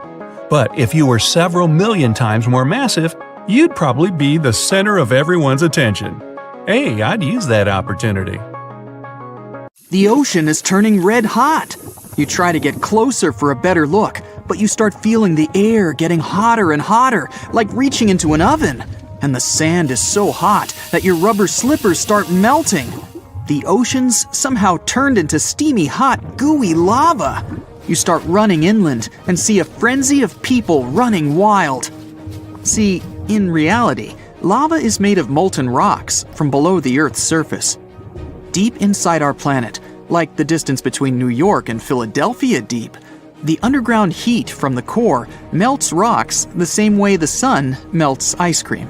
When these rocks melt, their temperatures can reach around 2,200 degrees Fahrenheit. But don't worry, that only happens really deep under the ground, and only in some specific areas, mostly around the Atlantic Ocean. And it only pops out of the ground when there's so much pressure that it flows up to the surface as a gooey orange super hot liquid called lava that usually erupts through a volcano's neck. But somehow, the entire ocean is made of lava now. And although from a really far away distance, it looks pretty cool to look at, it's really dangerous. First of all, say goodbye to the beautiful blue waves and the ocean currents. Unlike water, lava is thicker, closer to creamy peanut butter in texture, so the wind can't move it around like it used to. But that also means that nothing can sink or swim in it. So even if some ocean creatures could withstand the super high temperatures of lava, they won't be able to live inside of it. They'll either be submerged or float on the surface instead, depending on their density. So, all our marine friends and other creatures that used to call the ocean home will need to find another body of water to live in if they want to survive. Actually, the only animals on this planet that could possibly survive the heat of lava would be the tardigrades. These cute microscopic creatures can survive in any extreme environment on this planet. From frozen icy glaciers to hot and fiery volcanoes, they can even survive in outer space under the cosmic rays. You run away from the beach along with everyone else nearby. The atmosphere is getting thicker and it's not easy to see around you. You think to yourself, I should have stayed home. But home isn't exactly safe either. The heat radiating from all the lava alone would be intolerable for miles. So no more houses by the sea and beach resorts. You're gonna want to make sure you live as far away from the ocean as possible. Most of the coastal cities would become instantly uninhabitable, especially areas touching the ocean with more than one side. Places like Florida, California, and Central America would become mostly unbearable to live in. And that's not to mention island life. Most islands would be so hot that no animal or plant could survive. 97% of the planet was made up of ocean water, and it now all turned to lava. No place on Earth can hold snow anymore, as the planet would look like a glowing orange lava ball. Temperatures would rise so much that the furthest place from the shores and even the highest peaks will still feel like the hottest day in a desert. As you keep running away from the ocean, you realize that maybe you're dreaming, but you look at your skin and see so much redness. Even if you run for miles, the heat will still catch up to you. All the offshore oil rigs and ships in the middle of the oceans will face plenty of problems too. Their metallic composition would simply glow red and melt instantly when in contact with hot lava. And even if it doesn't melt, you better hope nobody happens to be on it. But in any event like that, they would have evacuated everyone. Meanwhile, at the North and South Poles, where the planet is at its coldest, all the ice that was covering the ocean is instantly melting in contact with the lava. It would then cool down and solidify into rocky black landmasses called igneous rocks that are often glassy in texture. The moment the hot lava cools down, huge clouds of acidic steam and gases get released into the air, covering the sky. Scientists call those lays, which is a combination of the words lava and haze. Kinda like when you exit the shower and all the heat comes in contact with the cold outside air, creating a haze, except this one would cover the whole North and South Poles, and it would be super toxic. It sometimes even contains tiny glass particles that are extremely hazardous. And this laze can travel around the world with strong enough wind and cover almost the entire northern hemisphere. It could also cover the southern part of New Zealand, Argentina, South Africa, and Australia. Flying an airplane through this gas wouldn't be the best idea. The heat alone emitted from the lava would be enough to cause major damage to the exterior and affect the airplane's hardware. It's a good thing you found your trusty oxygen container. The air is barely breathable at this point. You make your way to your car and drive away as fast as you can. But even your car's taken some damage. You drive out to the countryside, where the atmosphere hasn't been affected by the lava yet. But even all the way out here, the temperature is changing. The river you used to see on your weekly hikes is drying up. The plants around you are losing their green lush. The animals around have migrated to a different place. Rivers flowing into the ocean would simply create mounds of glassy igneous rocks upon contact, permanently creating natural dams. The rest of the water inland, like in ponds and lakes, would eventually evaporate over time. With the rise in temperatures and no rainfall, it would be the end of water on the planet as we know it. The huge mass of ocean water plays a major role in creating clouds and rainfall. Without water in the atmosphere, the sun's heat would add to the lavas. The world would be a huge barren wasteland. The nights would be hot and the days even hotter. Hop on the bright side of life together with our brand new tees, hoodies, and more. Click the link to pick your choice. Still, Lava cools down eventually in contact with the cool air. So soon enough, the surface would start forming a thin layer of black crust that would gradually thicken over the years. The thicker the lava, the longer it takes to completely cool down on the inside. It would still be super hot though, but at least if you touch it, you won't be directly touching the burning lava. That's actually how many islands were formed, like the Hawaiian Islands, for example. They're fully formed by lava erupting from below the ocean that dried over hundreds of thousands of years. It accumulated layers over layers of solidified lava from below the ocean until it rose above the surface, forming islands and even mountains. As we speak, a new landmass in Hawaii is being formed by an active volcano. Scientists expect it to be a new fully formed island in about 10,000 years. So now, the view that used to be the blue ocean turned into steamy glowing orange slime that will in turn quickly transform into a solid black wasteland. But don't think you can easily walk over that ocean. It could take hundreds of years for it to fully cool down and turn into solid rock. Until then, walking on that dried lava crust would be similar to walking on a frozen lake, except that in this case, one misstep would cause you to fall into boiling hot lava instead of ice-cold water. Some regions would even take thousands of years to fully solidify. The Mariana Trench, the deepest region of the ocean, is about a whopping 43,000 feet deep. It would actually take at least 5,000 years for that much lava to completely cool down. There are many planets out there that are so-called lava planets. A recently discovered planet, K2-141b, has magma oceans, supersonic winds up to 3,000 miles per hour, and even rocky rains.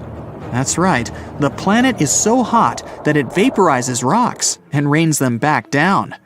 Keep in mind that this planet is much closer to the sun than our planet is.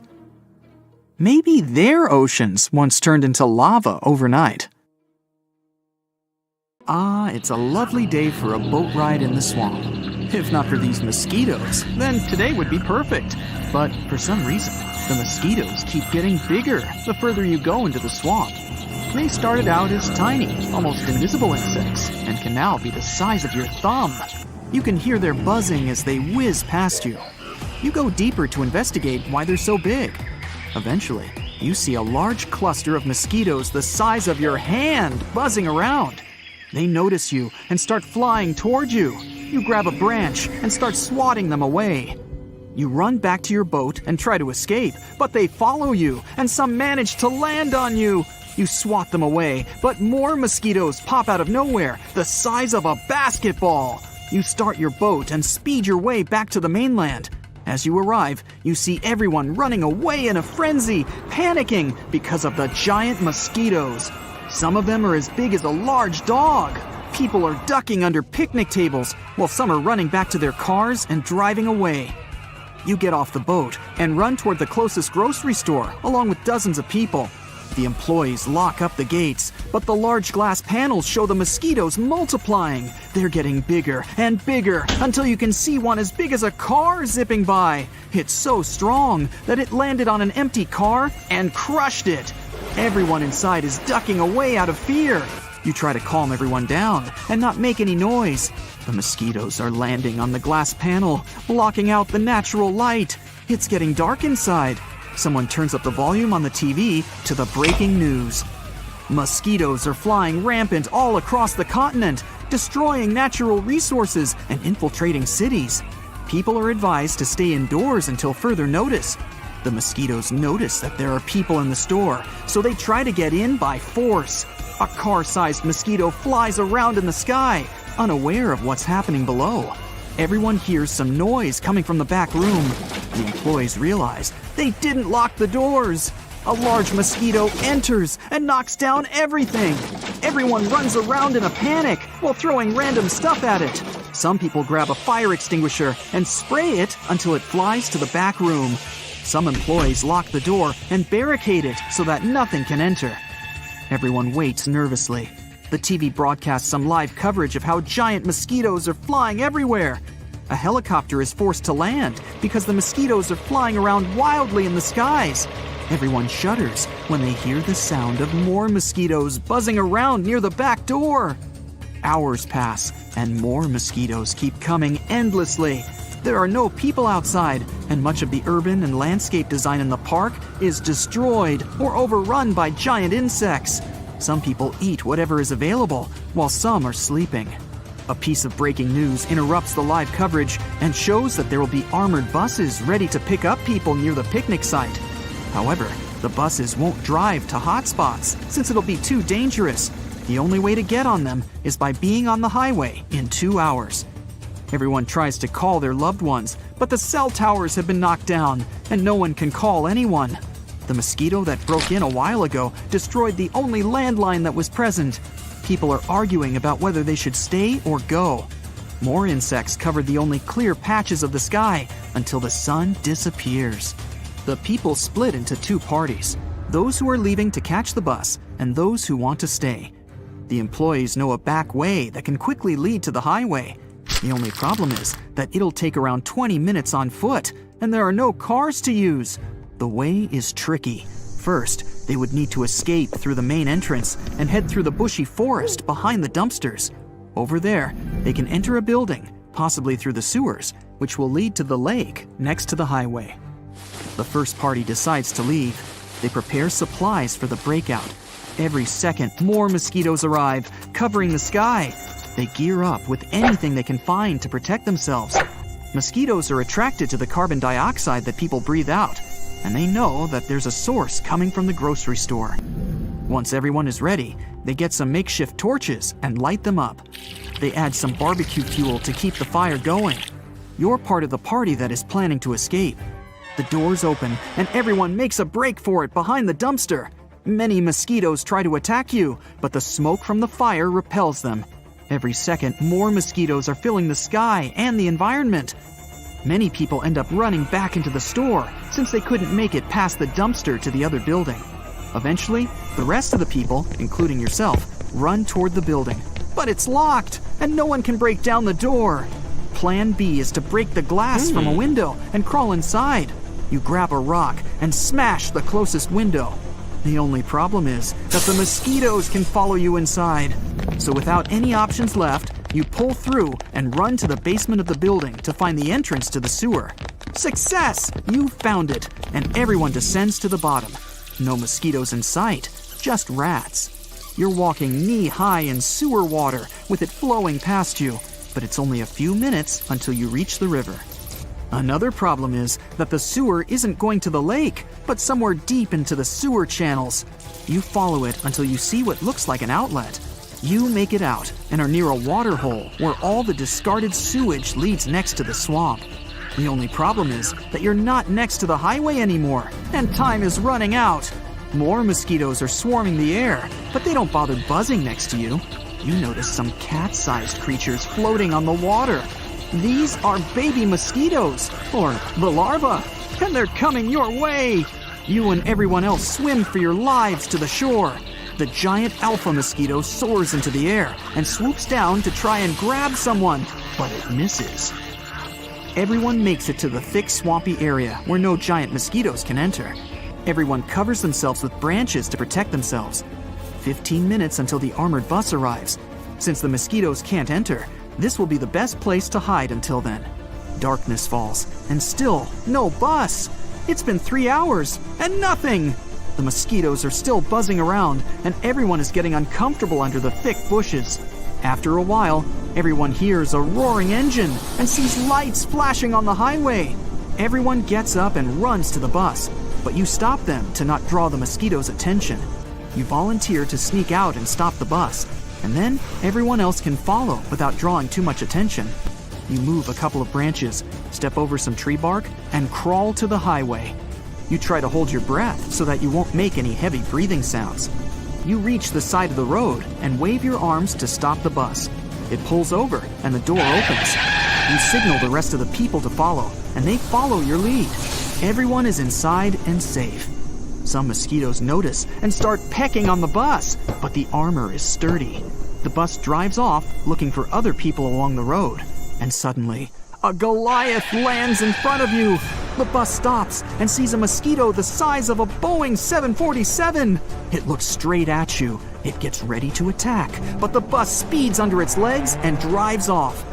The mosquito takes off and tries to catch the bus, but you enter a tunnel to the other side of the mountain. After a few minutes, you reach an open area with no trees or buildings. The bus is speeding while dodging obstacles along the way. Finally, you notice you are near the grocery store where you were held up. The bus opens the door for everyone inside to be taken to a safe zone. You hear from the aid workers that the whole world is being overrun by these giant creatures.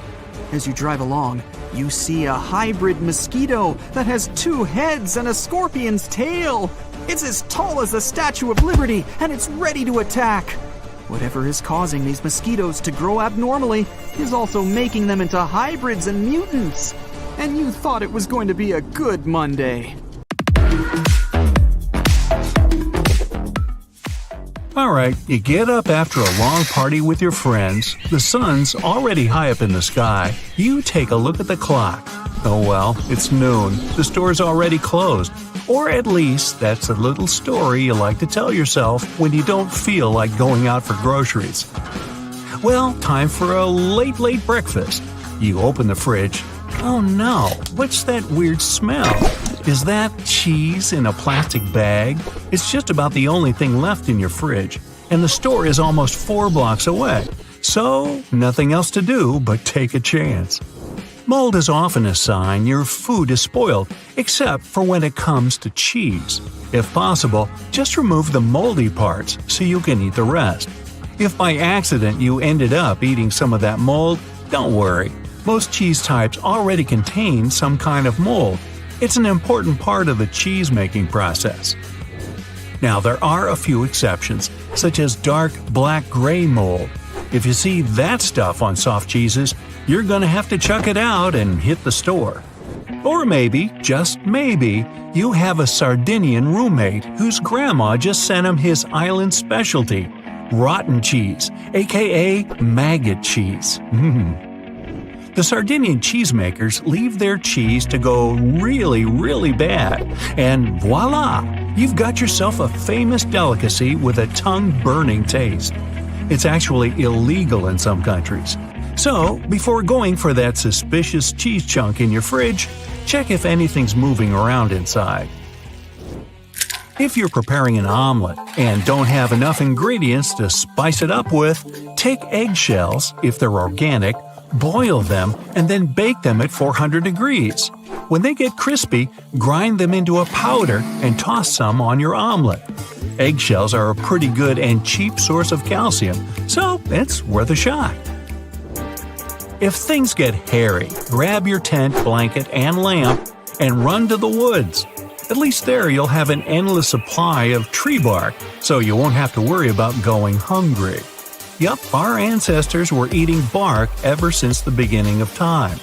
Cinnamon bark's among the most popular. Now, wouldn't it be great if you didn't have to do the dishes after every meal? Yes, I'm talking about plates and cutlery you could eat right after using them. It's not a new concept. There are edible plates like tortilla shells, ice cream cones, and one Indian company has been making edible cutlery from rice, wheat flour, and millet for over 10 years. Now, if they could just invent an edible cake tin. Remember those good old days when you were younger and no one gave you strange looks for eating chalk? It happened to my friend, yeah. Well, in its purest form, chalk is just calcium carbonate. You won't get any special health benefits from eating it, but it's a non-toxic and natural substance that won't do any harm to your body. People who eat it usually have pica, a condition that makes people eat non-nutritional items.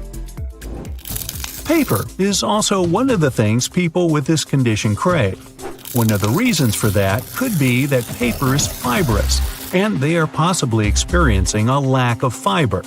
Paper's not nutritious at all, plus it's chemically treated, so better stay away. It's even not that unusual to eat clay. In some parts of the world, people use it to deal with a zinc deficiency. Of course, it has to be a special clay that's purified and suitable for consumption. Dirt. Ooh.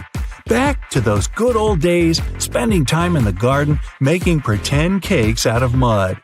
Not that dirt should be on your everyday menu, but if you can find yourself a nutrition expert, you might just find that eating a little bit of the right dirt isn't all that bad.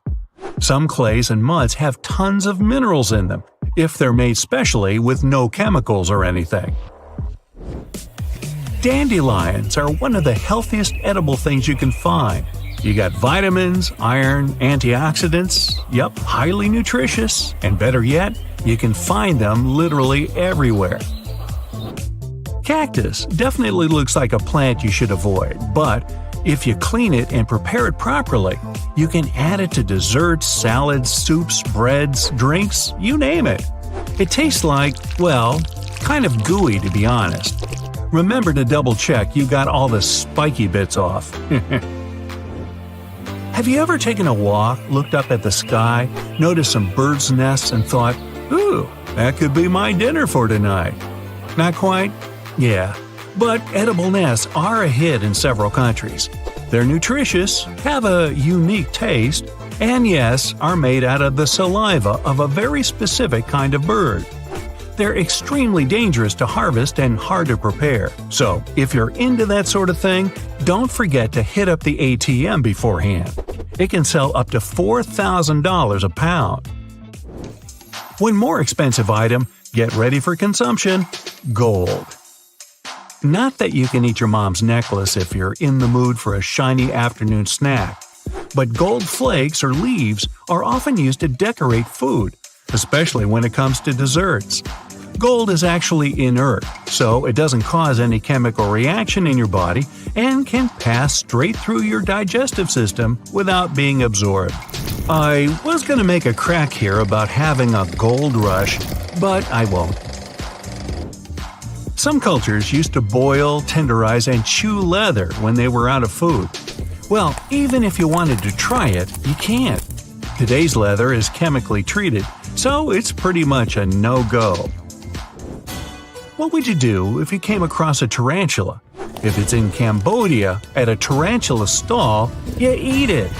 It's a classic Cambodian deep-fried snack.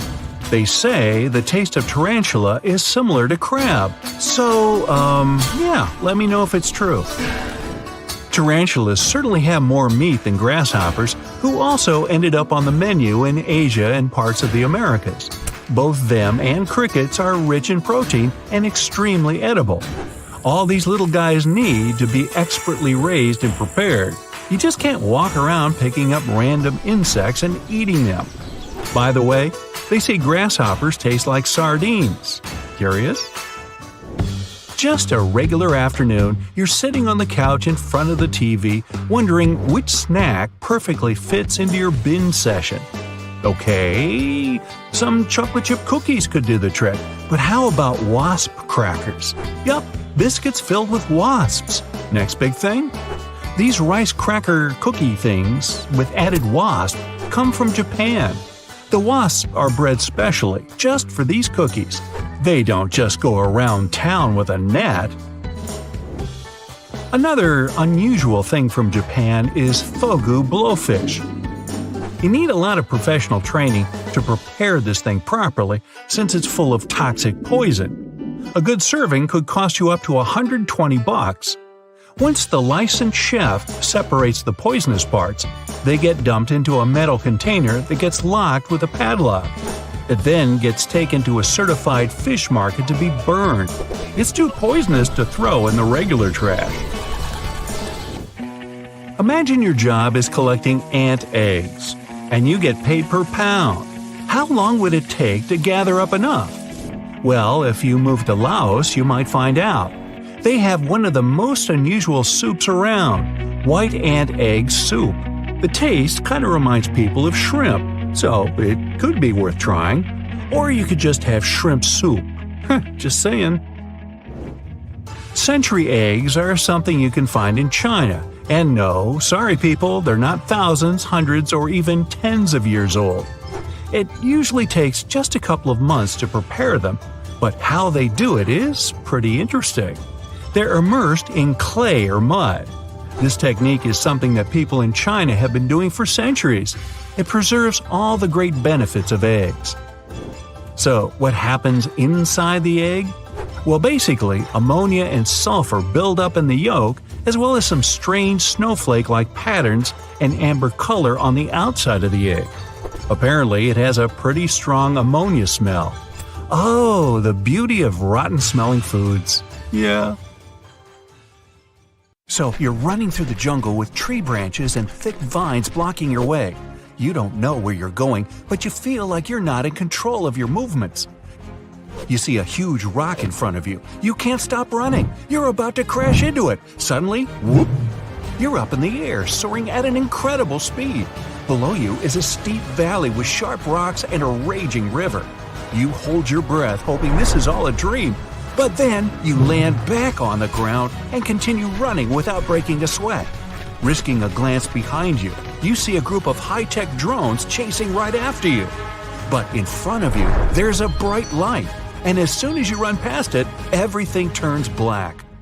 You catch yourself sitting in a dark room with nothing around you, trying to guess a tough riddle that's almost impossible to understand. You only have seconds to guess, or something bad will happen to you. Only 5 seconds left to make that guess. You blurt out the first thing that comes to your mind, but your tongue slips and you say something completely wrong. The look on your face is that of fear. Everything turns black. You're climbing up a large ladder, but you're not in control. Below you are rows and rows of flat tiles. You finally scale to the top and wait for yourself to move, but you can't. No matter how hard you try, it's like you're cemented to your spot. But in a few moments, you're able to move through some of the tiles and progress. The only thing that you can't control is how far you walk. You land facing a giant snake, longer than 2 buses head to tail. Its hissing is terrifying, and its fangs are dripping with venom. Luckily, you move past it without any conflict. But what's this? You land facing another snake, and this one is even bigger than the previous one. It opens its large, gaping mouth and unleashes a thunderous roar. Its red scales reflect your terrified face back at you. The snake gulps you down, and you slide down the belly of the beast. And through the dark tunnel, you suddenly end up back to where you started.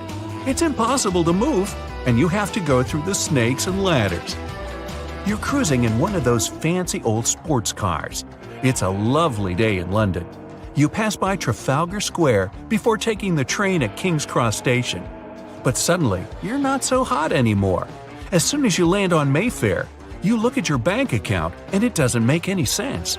All your finances are now down the drain. You have so much money to pay that it's impossible to cough up the rent. You're panicking. You have no choice but to mortgage your lands, and if that's not enough, you have to sell some of your houses and hotels to finance the rent. All that hard work gone in a matter of seconds. What about a game of patience and years of experience? You're standing in the middle of an open green field. You're glued to your spot and you can't move. The people around you are also glued to their spots. Suddenly, somebody moves 2 spots in front of them, and then you realize that everyone around you has a specific move. Some move diagonally, others forward or sideways. Some can move in an L shape. As everyone moves, you realize you're the only one who can move sideways, front, and even backwards. And what's cool is that you have unlimited moves.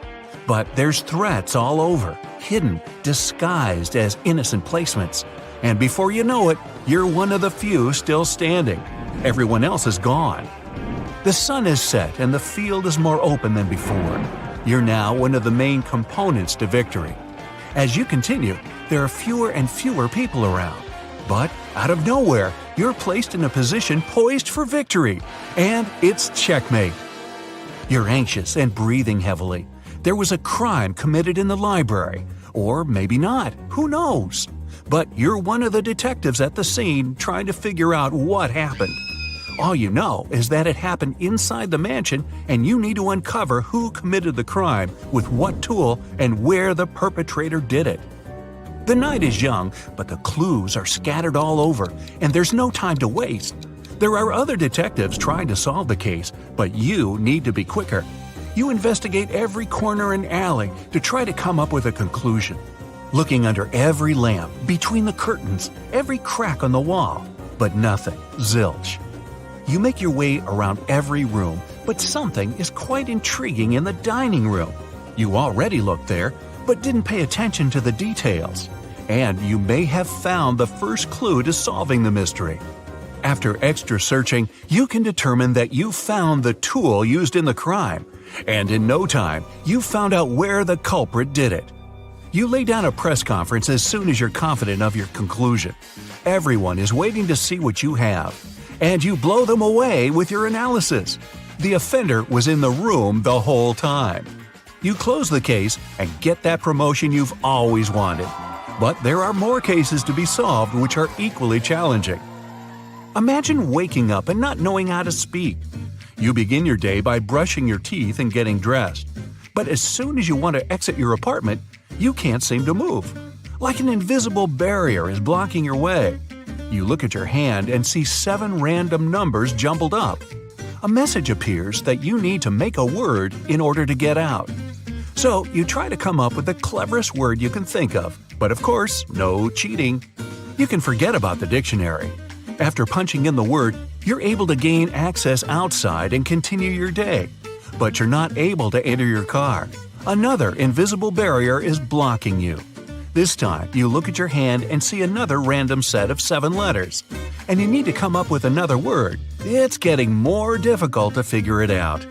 Eventually, you end up laying a mediocre word, but it gets the job done. By the time your day is over, you'd be a super wordsmith. You wake up in a dark, damp room. It's chilly with moss scattered across the cobbled floor. As you get up, you realize you're wearing medieval armor. You're a magical wizard with an awesome wizard hat. You find a torch in the distance to illuminate the room, and then you realize you're in a dungeon. There's fog in which you can't see beyond a couple of feet. You venture on until you hear a voice from above speaking to you. The game has begun. You will need to get out of this dungeon, avoiding all obstacles in your path. You are gifted with many spells to help you, but be warned, your magic is limited and your foes are many. Well, that was creepy. You look around and there's no one else around you. You have your wizard staff and you go deep into the dungeon. Suddenly, you cross a one-eyed creature with slime oozing down its head, 8 tentacles, and a mean growl. You need to figure out how you're going to get past the creature. Out of nowhere, you see your spells in front of you, and through a decent selection, you know what the creature's weakness is. You cast a lightning spell that irritates the creature. It ducks into the shadows and disappears. You continue your journey deep into the dark dungeon and cross a path of lava floor and spikes. But it's all good, because you have a magical shield to protect you from all the dangers in your surroundings. After defeating countless creatures, you see the light at the end of the tunnel and make it out of the dungeon. You find yourself in an enchanted forest with lush green trees and a mystical river. Fluttering around you are little fairies. They're pretty friendly too, but when you make your way deep into the forest, everything begins to change. The trees are barren and the ground seems scorched. That could only mean one thing: the dragon is nearby. But that's okay. You've leveled up pretty good to face it. You reach the mouth of a large cave where the dragon sleeps. But before you know it, the dragon wakes up and sets off into the air, breathing fire on the trees and land. You conjure some allies to help you, and with so many magic spells, you finally defeat the dragon. That's it for today. So hey, if you pacified your curiosity, then give the video a like